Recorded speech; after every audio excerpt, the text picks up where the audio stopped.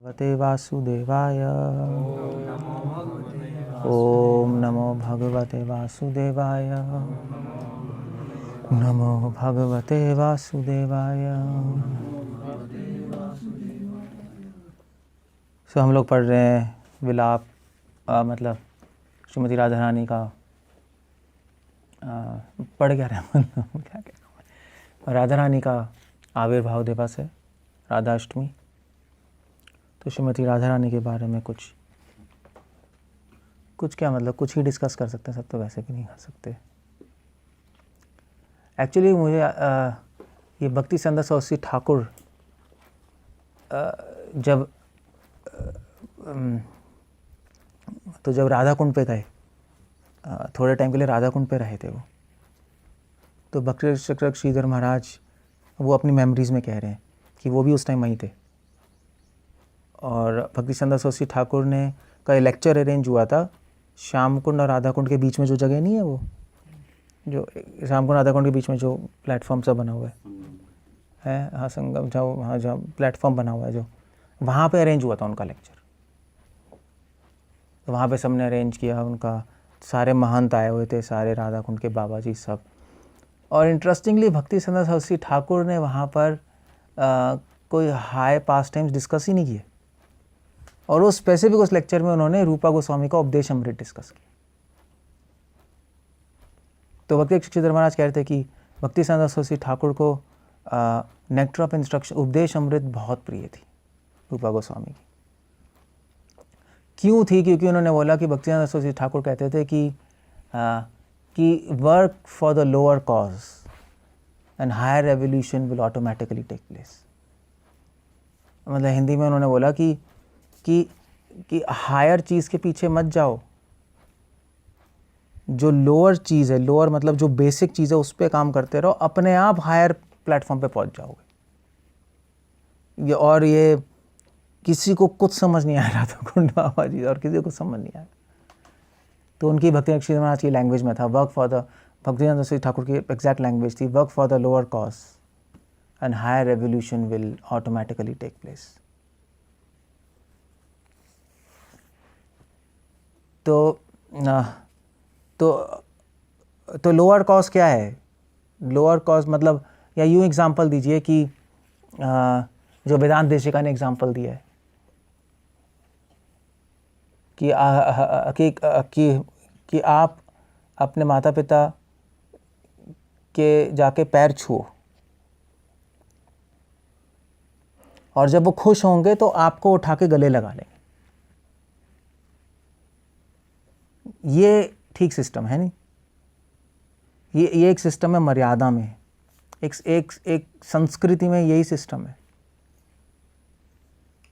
मतलब तो western culture में क्या है, सीधा जाके मॉम डैड चिपक गए, वो एक जंगलियों का सिस्टम है। जब इस संसार में माता पिता का ऐसे इंटरेक्शन है तो भगवान के साथ कितना है।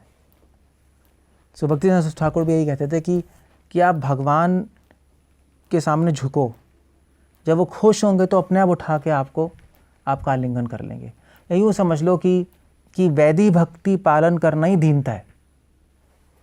अब ये बहुत बड़ी कंट्रोवर्सी रही है वृंदावन में, और अभी भी इस्कॉन में भी, हमारे यहाँ भी कई लोग की कई ओपिनियन है। मतलब 3 ओपिनियन है वैदिक और रागानुगा में, लोगों की 3 ओपिनियन चलती है। मतलब 3 ग्रुप्स बने पड़े हैं लार्जली। एक ग्रुप कहता है कि वैदिक भक्ति और रागानुगा भक्ति है, मगर आपको चूज़ करना पड़ेगा, या तो वैदिक भक्ति कर लो या रागानुगा भक्ति, चूज़ करना पड़ेगा शुरू से। तो ये ओपिनियन जनरली राधा कुंड और श्याम कुंड बाबा जी की है कि वैदिक भक्ति तो मध्वा संप्रदाय, श्री संप्रदाय वालों की है, और हमारे संप्रदाय में भी थोड़ा ऐसे ही बता रखा है, मगर वैदिक से कृष्ण की प्राप्ति नहीं होती, रागानुगा से कृष्ण की प्राप्ति होती है। तो आपको रागानुगा गुरु चाहिए और शुरू से रागानुगा भक्ति शुरू करनी पड़ेगी, ये उनका आइडिया है। तो इसलिए वो क्रिटिसाइज़ करते हैं कि ऐसे इस्कॉन में भी या गौड़िया मठ में भी भक्ति संध्या सरस्वती ठाकुर के अकॉर्डिंग, या यूँ कह लो रूपा को, जो हम तो चलो रूपा गोस्वामी के अकॉर्डिंग चलते हैं, वो लोग नहीं मानते कि भक्ति संध्या सरस्वती ठाकुर रूपानुगा है, उनके अकॉर्डिंग नहीं है। उनके अकॉर्डिंग भक्ति संध्या सरस्वती ठाकुर रूपा क्या कहते हैं, रूपा नूगा नहीं है, रूपा डिविएटेड है, कैसे कहेंगे, कैसे कहूँ, रूपा नूगा होता है, दूसरा उल्टा क्या होगा, रूपा अनुगा रूपा अनुगा है। तो उनके अकॉर्डिंग ये है कि नहीं भैया आप सीधा रागानुगा पे जाओ, ये गलत कर रहे हैं लोग, सब वैदिक भक्ति कर रहे हैं। इससे तो वैदिक भक्ति से सिर्फ आपको वैकुंठ मिलेगा मैक्सिमम, या द्वारका के कृष्ण प्राप्त होंगे उनके अकॉर्डिंग, ठीक है कर लो आप। मगर ब्रजेंद्र नंदन कृष्ण प्राप्त करना है तो रागानुगा वाली है, तो उनका ओपिनियन ये है।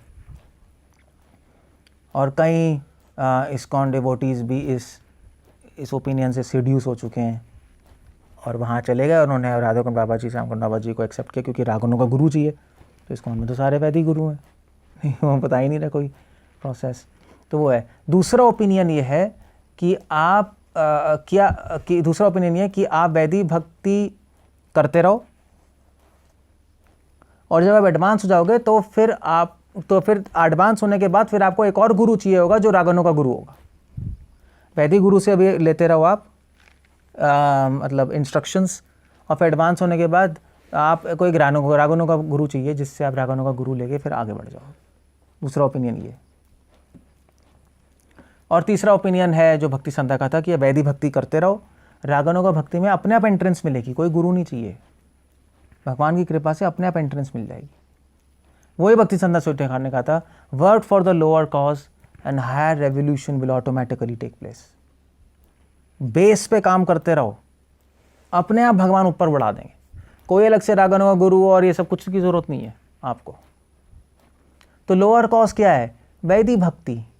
और बल्कि एक्चुअली भक्ति श्रीधर महाराज कह रहे थे कि मुझे बहुत टाइम बाद समझ आया कि श्रीनादपि सुने चैना मतलब वैदिक भक्ति पालन करना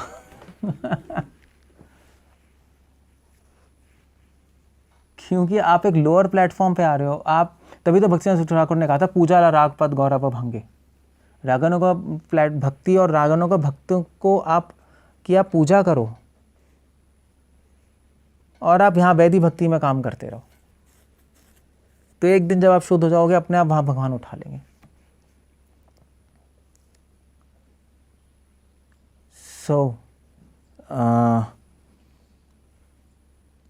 भक्ति संतोष ठाकुर ने ऐसे बोला।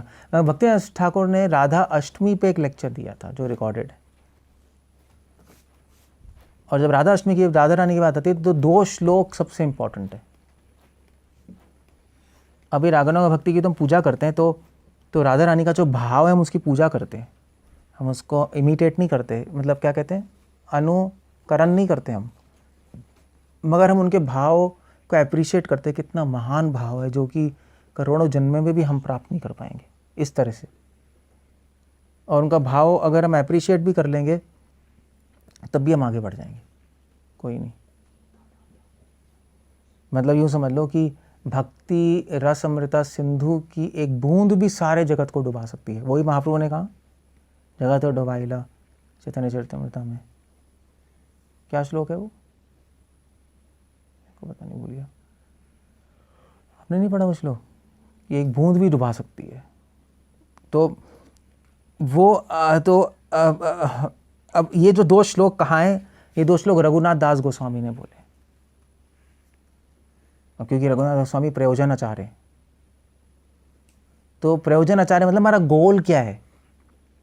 रूपा गोस्वामी ने श्लोक नहीं बोले हैं जो अभिधेय आचार्य हैं, सनातन गोस्वामी ने नहीं बोला जो संबंध आचार्य हैं। रघुनाथ गोस्वामी आपको, तुम्हारा गोल ये है, तुम्हें रघुनाथ गोस्वामी हमें स्मरण करा रहे हैं कि हर भक्त को वहाँ तक पहुँचना है, राधा रानी के भाव जो है वहाँ तक। अब वो क्या है, तो वो हमारा प्रयोजन 2 श्लोकों में बता सकते हो आप। और इन दोनों श्लोक रघुनाथ दास गोस्वामी ने अपनी किताब विलाप कुसुमांजलि में लिख दिए। विलाप कुसुमांजलि बुक है, उसमें लिखे हैं। विलाप कुसुमांजलि या यूँ कह लो स्तवावली बुक है, उसका एक सेक्शन है विलाप कुसुमांजलि। स्तवावली मतलब कई पोएम्स की कलेक्शन है ना, स्तवावली, स्तवों की वली जो भी है, स्तवों की अली, उसमें एक पोएम है विलाप कुसुमांजलि। उस विलाप कुसुमांजलि का 100 और 102वां श्लोक, 100वां श्लोक और 102वां श्लोक। 102वां कहते हैं, क्या कहते हैं? 102। हाँ 102 श्लोक, 100 and 102। तो क्या है, 2 श्लोक है ये श्लोक। इस श्लोक पे हमारी पूरी गौड़ीय वैष्णव सिद्धांत टिका हुआ है, इन दोनों श्लोकों पे। बस इन दो ही श्लोक हैं बस जिस पे पूरा गौड़ीय वैष्णव सिद्धांत है, जो महाप्रभु में नमो महावदन्याय जो हमें देने आए हैं। यही 2 श्लोक हैं बस। और 2 श्लोकों को आपने समझ लिया तो आपने नींव समझ ली क्या है भक्ति की, राधा रानी के भाव की। ये सीक्रेट क्या है उनके हृदय में राधा रानी के, जो आपको पता लग गया। अब बस आपको उसको अनुभव करना है, एक दिन अपने को तैयार करना है अनुभव करने के लिए। सो क्या कह रहे हैं? आशा भरैर अमृत सिंधुमय कथंचित कालो मयातिगमिता किल संप्रवाप्तम ही त्वं चेत कृपा मयि विधस्यासि नैव किम में प्राणैर्व्रजेन च बरोरु भगीरानापि। बहुत वेरी इंटरेस्टिंग, बहुत बहुत ब्यूटीफुल वर्स है। मतलब ये राधा रानी का भाव है। और क्या कह रहे हैं? आशा भरैर, रघुनाथ स्वामी कह रहे हैं कि मैं किसी एक आशा से भरा हुआ हूँ। एक आशा है मेरे हृदय में, आशा भरैर, ये गौड़ीय वैष्णव है।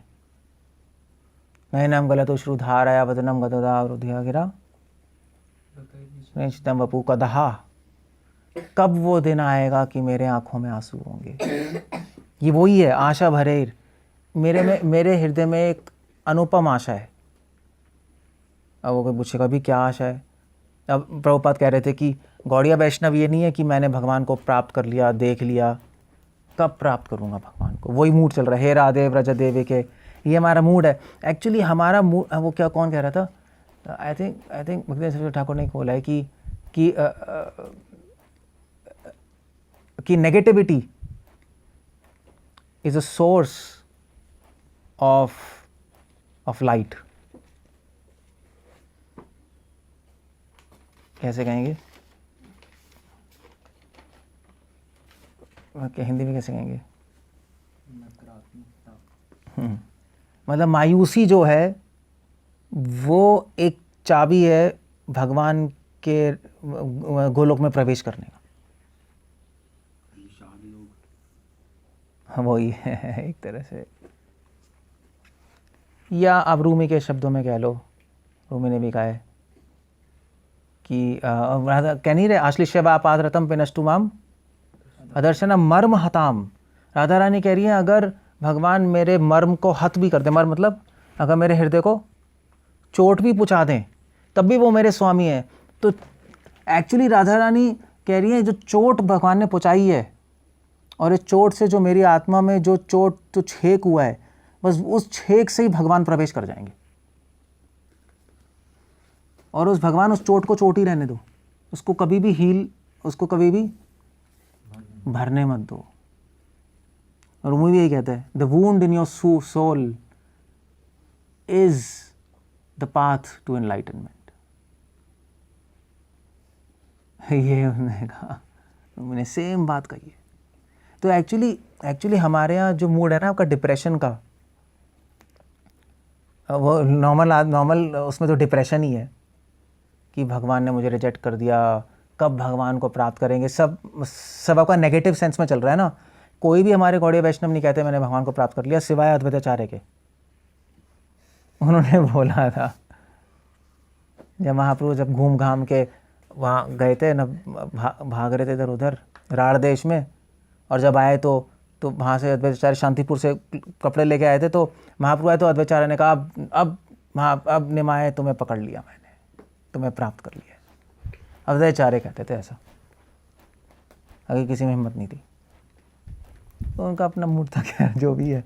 मगर हम तो रूपानुगा है ना, तो हम लोग नहीं कहते ऐसा कब भगवान प्राप्त होंगे। तो रघुनाथ स्वामी वही कह रहे हैं आशा भरेर, मेरे हृदय में एक आशा है भरी। भरेर मतलब मैं एक आशा से भरा हुआ हूँ बस। तो अपने आप को आशाओं से भर लो। इनफैक्ट भक्ति श्रीधर महाराज भी कह रहे थे कि अब जैसे 2 मैग्नेट नहीं होते, तो अगर आप पॉजिटिव क्या कहते 2 पोल होते, नॉर्थ पोल साउथ पोल, तो अगर आप नॉर्थ और नॉर्थ पोल को रखो तो क्या होगा? अलग होगा। South pole north pole south pole तब सटेगा ना, सटेगा अट्रैक्ट होगा तब आकर्षित होगा, आकर्षित और ऐसे ऐसे आपका, चलो ये तो सही है। और इलेक्ट्रिसिटी में बताओ तो हाँ, तो अगर मान ली चार्ज पॉजिटिव पॉजिटिव हो तो पॉजिटिव पॉजिटिव रिपेल, रिपेल और तो अट्रैक्ट कब करेगा, जब पॉजिटिव और नेगेटिव। तब सट जाएगा है एक दूसरे, पॉजिटिव नेगेटिव, बात सही है। आश्लिष्य वा पादरतम, आश्लिष्य, राधा कह रही है चाहे आप मुझे आलिंगन करो सट जाओ, चाहे पिनस्ट वा पादरतम, चाहे आप मुझसे दूर चले जाओ। तो अब वो भक्ति श्री महाराज यही कह रहे थे, भक्ति ठाकुर कहते थे कि हमेशा पॉजिटिव नेगेटिव ही अट्रैक्ट करता है। तो कृष्णा क्या है, पॉजिटिव है नेगेटिव, सुप्रीम पॉजिटिव है, सुप्रीमली पॉजिटिव, सब कुछ कल्याण करते हैं, सब कुछ अच्छा होता है। अगर डिवोटी सुप्रीमली नेगेटिव बन जाएगा तो अट्रैक्ट हो जाएगा। ये है, इसीलिए हमारे गौड़िया वैष्णव में सारा नेगेटिव वो मूड है। मैं बेकार हूँ, नेगेटिव मूड ही तो है। मैं घटिया हूँ, कृष्णा क्या सोच रहे हैं, मैं बेस्ट हूँ, हम सोच रहे हैं मैं घटिया हूँ। कृष्णा सोच रहे हैं सारे डिवोटीज़ मुझसे अट्रैक्ट होते हैं, हम सोच रहे हैं कि हम भगवान भी मुझसे अट्रैक्ट, कोई डिवोटी नहीं अट्रैक्ट होते, भगवान भी नहीं अट्रैक्ट होते, मैं इतना बेकार। नहीं, उल्टा ही है, पूरा डिप्रेशन है। तो जब आप पूरी तरह डिप्रेस हो जाओगे, पूरी तरह नेगेटिव हो जाओगे, आप भगवान से अट्रैक्ट हो जाओगे। ये हमारी फिलॉसफी है। तो ये आशा भरेर में, एक्चुअली आशा भरेर में एक नेगेटिविटी भी है। अब वो है कि ये नेगेटिविटी स्पिरिचुअल नेगेटिविटी है, ये ऑर्डिनरी डिप्रेशन नहीं है। ये डिप्रेशन कहाँ से आ रहा है, ये डिप्रेशन भक्ति से आ रहा है, भगवान को प्राप्त करने की इच्छा से आ रहा है। ये समझ गए, जब भगवान को प्राप्त करने की प्रगाढ़ इच्छा हो जाएगी तो अपने आप ही आ जाएगा डिप्रेशन। वही तो भक्ति ठाकुर कह रहे हैं कि work for the lower cause, higher evolution अपने आप आएगा। तो अभी डिप्रेस होने की ज़रूरत नहीं है, अभी नेगेटिव होने की ज़रूरत नहीं है, आप पागल ही हो जाओगे। अभी तो आप भगवान को प्राप्त करने की इच्छा अपने अंदर प्रकट करो, ये अपने आप चीज़ें आ जाएंगी। तो क्या आशा है उनके हृदय में, आशा भरेर अमृत सिंधुमयी। और अब ये कह रहे हैं कि ऑल्दो ये आशा आपको नेगेटिव लगेगी, मगर अमृत सिंधुमय, मगर अमृत का सिंधु है ये आशा। मतलब बाहर से लगेगा डिप्रेशन नेगेटिव, मगर अंदर से अमृत है, परम आनंदमयी आशा है। ये ऐसी आशा है। अब वो आशा क्या है, आप भगवान स्वामी से पूछो भी, क्या आशा आपके हृदय में क्या है। तो भगवान स्वामी कह रहे हैं क्या आशा, मैं बताता हूँ। अमृत सिंधुमयी, तो अमृत सिंधुमयी मतलब कि आशा अमृत के सिंधु जैसी है नहीं, अमृत कृष्णमयी, कृष्ण से अमृत सिंधु जैसी है आशा। तो भगवान स्वामी कह रहे हैं कि अगर आपके हृदय में भी आशा आ जाए तो बस कृष्णा आपके हो गए। मगर ये है क्या आशा, ये आशा है क्या। अब यहाँ पर है आशा, पता है क्या है। तो ये आशा कोई तो कोई नेगेटिव और कोई डिप्रेशन वाली आशा नहीं है। ये आशा क्या है उनके हृदय में, ये एक आशा है जिस पे सारी आशाएं टिकी हुई है, सारी प्रार्थना टिकी हुई है, सारी भक्ति सिंधु इसी पे टिकी हुई है। अगर ये हटा दोगे सब जीरो हो गया। तो क्या है, कथनचित कालमयी अतिगमिता। तो भगवान स्वामी कह रहे हैं कि मेरे हृदय में ऐसा भाव है, यह आशा है कि कथनचित, कि मैं किसी तरह, कथनचित मतलब किसी तरह, कालोमय अतिगमिता, अपना काल बिता रहा हूँ इस संसार में। मतलब किसी तरह मैं संसार में अपना दिन रात बिता रहा हूँ, बस जैसे होता है ना, मैं मतलब काट ही रहा हूँ, काट रहा हूँ। टाइम पास अच्छा वर्ड नहीं है, टाइम पास तो वेस्ट कर रहा हूँ, मतलब कष्ट से काट रहा हूँ, बस काट रहा हूँ किसी तरह, मर मर के इस संसार में, इतने खतरनाक संसार में एक दिन, एक सेकंड गिन रहा हूँ मैं। यह आशा है। किला संप्राप्तमि, मगर तो कोई पूछेगा भैया ऐसे एक सेकंड क्यों काट रहे हो सड़ सड़ के इस संसार में। तो कह रहे हैं क्योंकि भगवान स्वामी कह रहे हैं किला संप्राप्तमि, किला संप्राप्तम, कि शायद, किल मतलब शायद, संप्राप्तम, शायद कभी, तो श्रीमती राधा रानी को कह रहे हैं कि शायद कभी आप मुझे अपने सेवक के रूप में स्वीकार कर लोगी। बस इतना है, शायद आपकी प्राप्ति कभी हो जाए। बस ये है आशा जो महाप्रभु कह रहा है, नंदा तनुजा किंकरम पतितम माम विषमे भवामदो कृपया तव पाद पंकज, प्लीज़ मुझे स्वीकार कर लीजिए। इस आशा से हम जीते हैं, इस आशा से रघुनाथ स्वामी सीख रहे हैं कि राधा रानी कब मुझे अपने सेवक के रूप में स्वीकार करेंगी। एक एक दिन बीतता जा रहा है। बाकी भक्तिवेदांत सरस्वती ठाकुर लिख रहे हैं इसी के एक्सप्लेनेशन में, लेक्चर में कह रहे हैं कि अगर राधा रानी हमें स्वीकार नहीं करेंगी अपने सेवक के रूप में, तो फिर करोड़ों जीवन जीने का भी क्या फ़ायदा। ये इंटेंस आशा है, ये गौड़िया वैष्णव का प्रयोजन है। ये जिस दिन आपके हृदय में आ गई, वो आपकी लाइफ परफेक्ट हो।